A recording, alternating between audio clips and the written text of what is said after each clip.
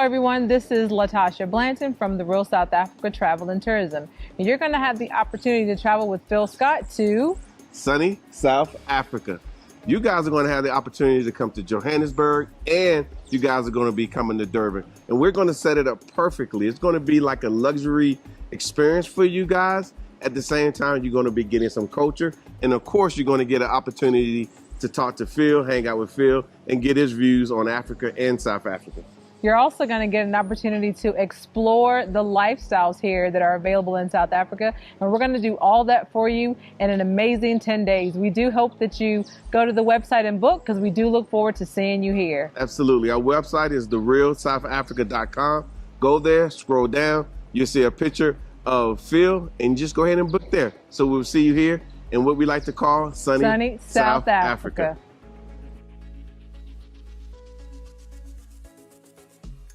There's a huge misconception out here in the continent of Africa that white people are rich or wealthy. By default, people tend to think if you're a white tourist, your money, when it's being converted to the local currency, you are going to be richer compared to the locals. And that's actually right. Like the USD, when you bring it to the motherland in most African countries, it's gonna have a lot more value than the local currencies. And there's a reason, it's by design that they do that, but regardless, that is the case. I found this video of a white man talking about his fellow white men and how they're broke when they're coming to the continent. They just have enough money for the flights, and they're usually very stingy and they don't have a lot. Let me show you this clip, we'll come back and discuss.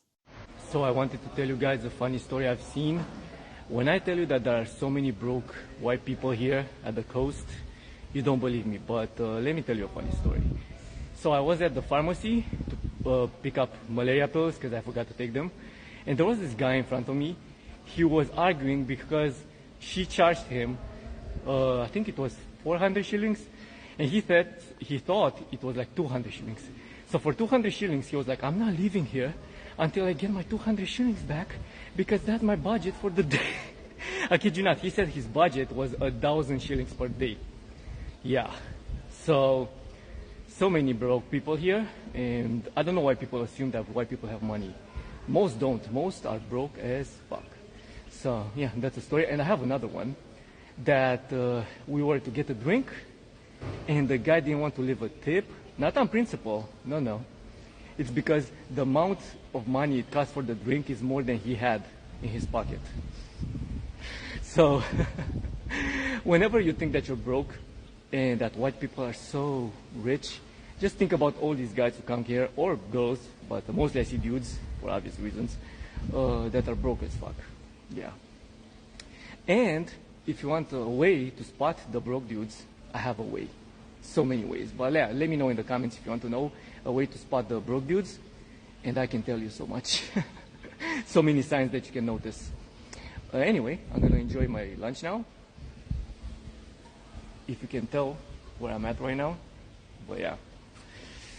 Those people, man, so broke. Yet they spend, they save to come on a plane ticket. And then they come here with a budget of like 20K for like a week. Why do they come? I mean, I know why. The girls. So sad.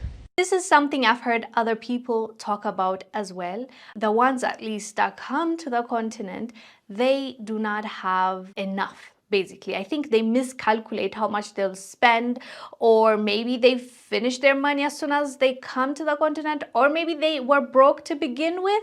They come here and they want to cut corners. They don't want to tip people. They don't pay what they're supposed to pay. They run away when they're supposed to pay. So we've heard those stories before, but it's quite funny coming from their own people. And he goes on and on about this even in the comment section. He's explaining to other people that are commenting, specifically Kenyans, because this video is from Kenya, I believe the coast, Mombasa, and he's talking about his mates, his people that he's met that just don't have money, but people automatically believe that they have money because they're white. But there's another thing that I think is important to note. He mentioned why these men come to the continent, and he says it's because of the girls. Obviously, it's because of the women that they come to these African countries.